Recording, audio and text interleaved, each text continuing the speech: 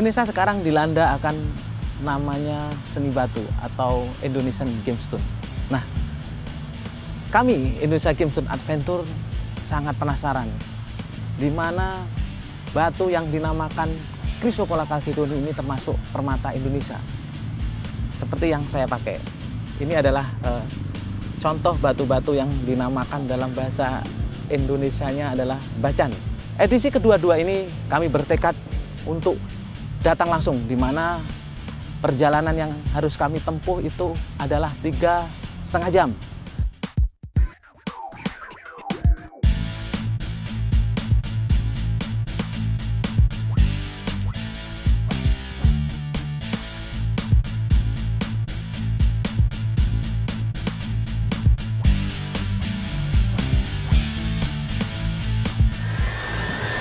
Ya, Ustadz, sampai juga akhirnya kita di Bandara Udara Labuha. Nah, di sini setelah melakukan perjalanan 3,5 jam di Ternate, 25 menit di Labuha, kita sampai juga di tempat habitatnya Chrysocolla-Chalcedony. Jadi penasaran seperti apa Chrysocolla-Chalcedony?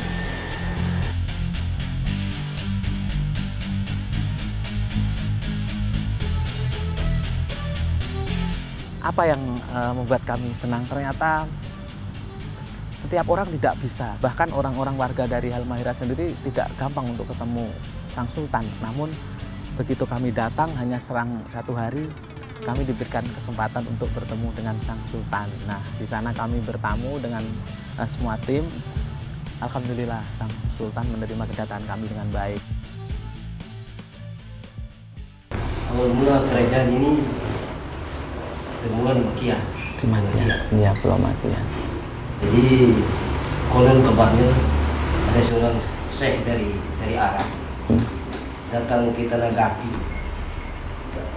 Gapi itu masih dalam bentuk sebuah pulau besar. Di bagian selatan itu dia memandang dari Pulau Makian ke selatan Pulau Kecil. Ada awan yang menyerupai kayak manusia. Jadi kayak beliau merasa mungkin ada tanda begitu kan, mungkin alam memberikan sebuah tanda kepada Datuk Alolong Besi. Mungkin raja saya ini ada di sana. Dan dia akhirnya mengucapkan dengan dalam bahasa bacan, Utauli Butang Putus Mega Didi Kusumba. Artinya mungkin di sana itu saya punya sultan. Sang Sultan juga bercerita bahwa dulu juga batu ini dipakai buat cindera mata pada waktu masa kesultanan pendahulunya. Karena ada bukti di mahkota raja bahwa batu ini juga disematkan di dalam mahkota. Jadi kami mohon izin untuk besok hari Senin ke lokasi Pak Sultan. Insyaallah mudah-mudahan barokah dan maslahat di sini. Amin. Amin. Ya. Gimana Allah sudah berjanji ya. Siap bagi kita yang menjaga silaturahmi ya, insyaallah Allah panjangkan usia, Allah panjangkan kesehatan. Ya. Amin insyaallah. Akhirnya saya dan tim memohon izin untuk bisa datang ke Pulau Bacan yang kebetulan di mana ada kampung yang dinamakan Desa Doko, Kecamatan Karisuta, kemudian Desa Palamea, kemudian di Desa Gulau.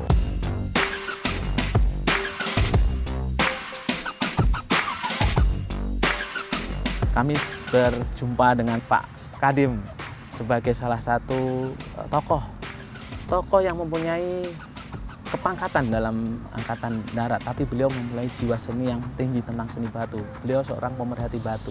Beliau lahir di Kebumen, namun beliau membesarkan nama Batu Bacan.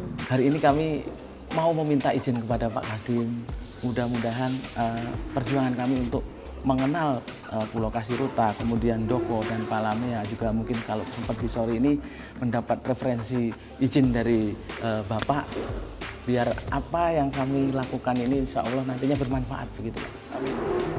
Jadi sebenarnya kalau minta izin ini kurang pas ya, pas kalau minta izin. Tapi kebetulan saya juga pemerhati batu, jadi kami merasa bangga dan mungkin ada beberapa referensi nanti yang bisa didapatkan dari sana. Ada beberapa hal yang bisa kita rekomendasikan ketika sampai di sana nanti. Ada beberapa tokoh-tokoh besar dalam sejarah perkembangan batu bacan ini. Ada Haji Palamea, kemudian di Joko ada beberapa tokoh di sana, kemudian bagaimana nanti situasi di Gulau yang merupakan tambang di pinggir pantai, kemudian ada Bisori yang baru muncul, itu merupakan nama-nama desa, dan alangkah sangat bersyukurnya kami dan bangga teman-teman dari Insan Gibson bisa hadir di sini langsung ya, menyorot langsung Ya, menjadi saksi Betul. itu. Dan Ya, ini kami. merupakan sejarah nanti supaya seluruh masyarakat Indonesia bisa melihat langsung. Jadi kalau sedikit tentang asal usul nih Pak Setio ini Iya. sebenarnya berasal dari mana sih? Kalau saya sebetulnya asli Jawa Tengah. Jawa Tengah. Ya, kelahiran Sragen, Ya. Jawa Tengah, besarnya di Gombong. Kebetulan dulu bapak saya juga tentara, jadi saya ikut saja. Ikut pensiunnya terakhir di Gombong, jadi saya besar di Gombong. Tapi sangat luar biasa ya, artinya Bapak bukan asli orang sini, namun di sini Bapak berjuang untuk istilahnya menjadi pemerhati yang tujuan tak lain adalah untuk mengedukasi. Betul. Luar biasa Pak, saya salut dan bangga punya sosok seperti Pak Kasdim Setio. Jadi hari ini saya mohon izin, saya minta tolong mungkin dari pihak Nanti Karim mungkin ada beberapa teman kita yang ada bisa beberapa mengawal ya, Pak, ya? yang ikut menemani ke sana, mendampingi ke sana. ya, mudah-mudahan perjalanan kita hari selamat Pak. Ya, terima terima kasih kasih. banyak. Oke. Ya.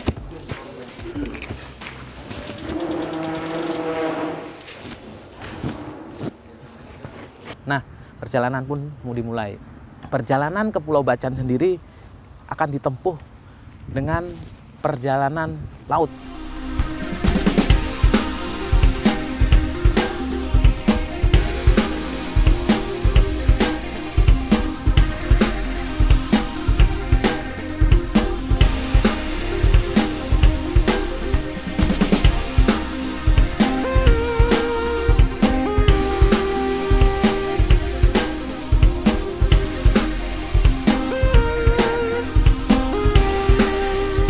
Setelah perjalanan mungkin 1,5 jam, sampailah kita di sebuah kampung yang dinamakan Gulau.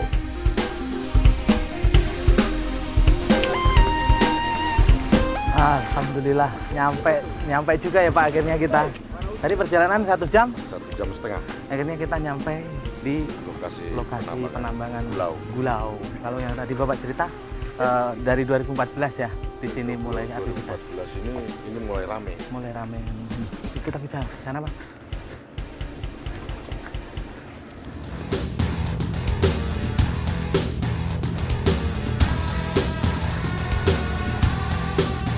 Di sini yang sangat menarik. Jadi di sini kita melihat mungkin ratusan orang. Jadi ratusan orang di daerah Kepulauan Halmahera Selatan ini, bahkan dari daerah lain pun datang untuk mengadu nasib jadi seorang penambang atau petani batu.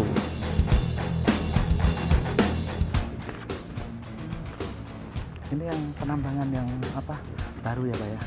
Biasanya sampai berapa meter di dalam masuk? Dalam sekali ya.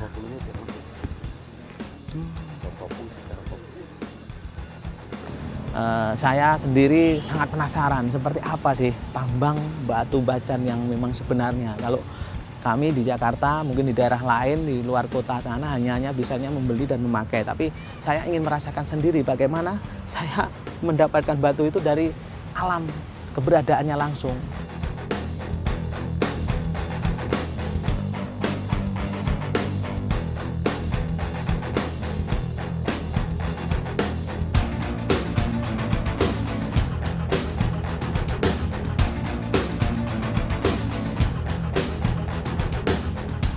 Kalau lokasinya ini kayak gini, udah ada yang punya atau kita izin atau gimana Pak?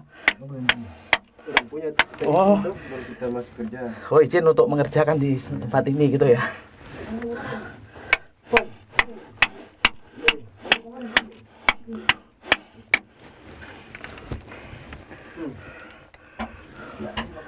Oh ya, seperti ini ya. Nah, ini salah satu bukti kalau memang di Gulau ya. Ini memang sekarang banyak aktivitas orang pada mencari batu bacan di sini ya. Kalau sehari-hari sampai berapa jam gitu kalau nyarinya? Kalau satu hari itu kerja itu tergantung kalau kita ini kan dari mulai jam 8 itu sampai jam 11 12. Jam 8 sampai jam 11 12 kalau udah dapat hasil selesai. Kalau toh tidak dapat hasil Maju terus. tapi memang kenapa harga bajan mahal karena mencarinya juga memang sulit ya. Nah, waktu itu saya ditemenin salah satu penambang, beliau sudah 2 tahun melakukan aktivitasnya. Saya diajak masuk ke lubang. Lubang ini ukurannya tidak begitu besar, jadi hanya diameter setengah meter. Dibikinlah lubang seperti pintu. Nah, lubang yang pertama saya masukin kedalamannya mungkin sekitar 30 meter. Aduh, luar biasa, saya sangat senang nih udah bisa langsung ngerasain. Kalau di Jakarta kan kita paling hanya bisa beli makai, tapi nggak tahu gimana sengsaranya, gimana susahnya gitu. Ya mudah-mudahan bapak-bapak yang di sini selalu semangat ya Pak, biar Indonesia ini selalu kaya akan batu-batu bajan.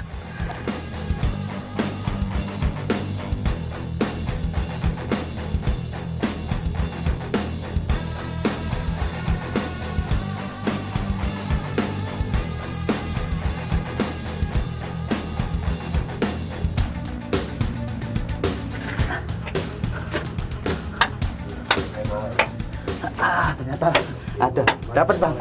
Ini.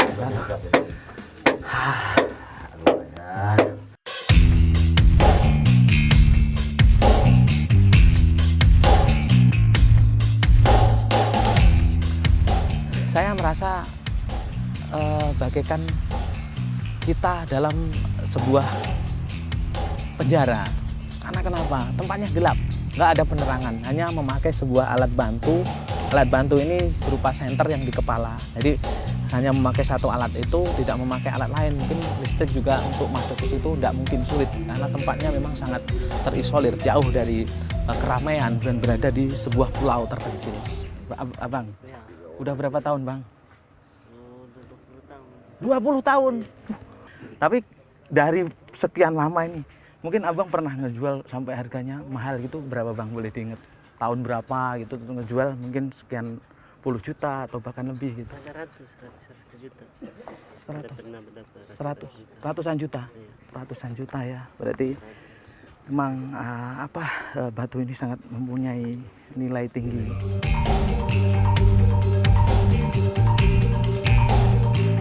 Kami dari tim Indonesia Game Zone Adventure dari Kampung Bulau, Kepulauan Bacan mengucapkan salam dasar.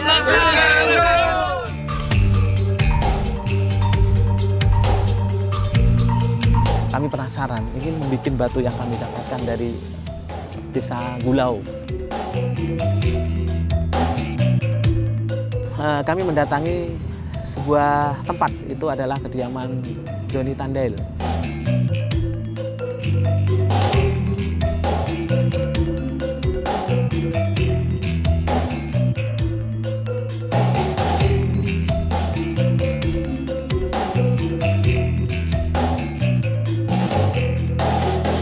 Jadi sebagai seorang seniman pemerhati batu, juga jika mencintai batu, beliau sangat banyak pengalaman. Karena dari tahun 90 beliau benar-benar menekuni batu. Dan yang lain beliau suka akan batu, tapi batu bacan lah yang paling istimewa.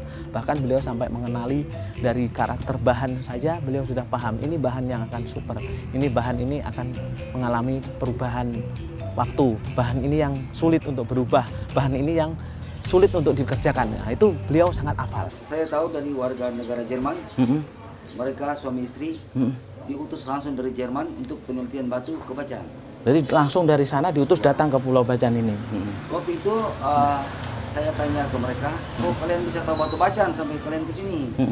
Ya, katanya mereka tahu itu dari buku tamu negara di Jerman. Karena pada saat tibanya Pak Karno di Jerman itu kan tercatat dalam buku tamu negara. Ya, ada catatan ya untuk historikal gitu, cindera mata. Ya, yaitu batu Bacan. Oh, dalam catatan itu berarti Pak Karno menyematkan cindera matanya batu Bacan itu. Batu Bacan itu Pak Karno dapat dari kunjungan tahun 1994 itu di Bacan sini tahun 1994 waktu beliau mengunjungi Kesultanan. Jadi pihak Kesultanan memberikan cindera mata batu. Kemudian berapa tahun kemudian Soekarno ke Jerman lagi.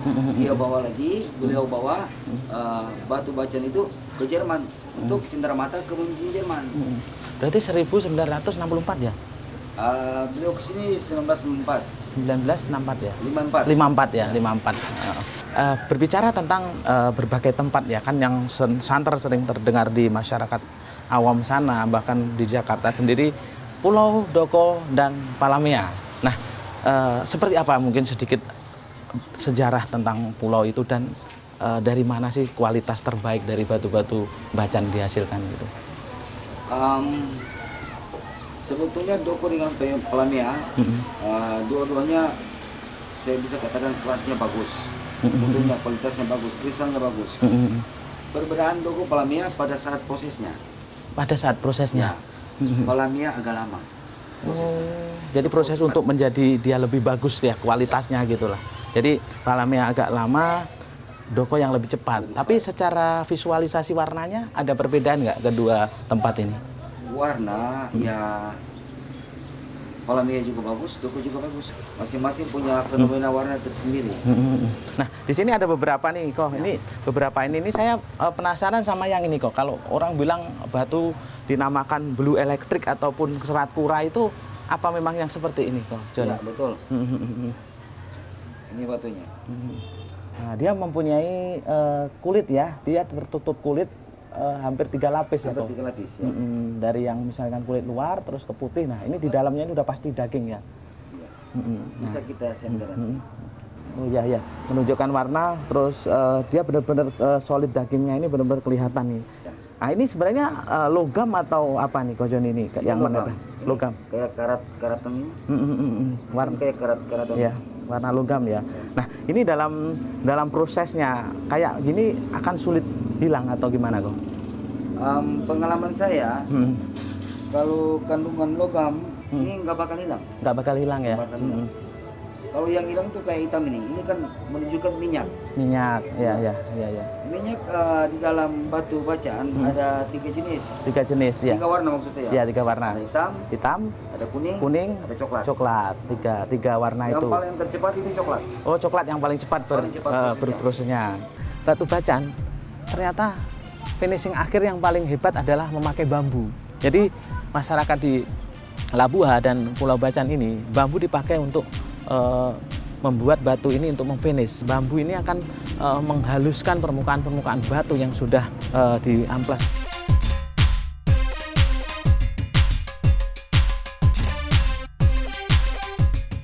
Chrysocolla calcedoni from Pulau Bacan merupakan varian Chrysocolla calcedoni terbaik di dunia.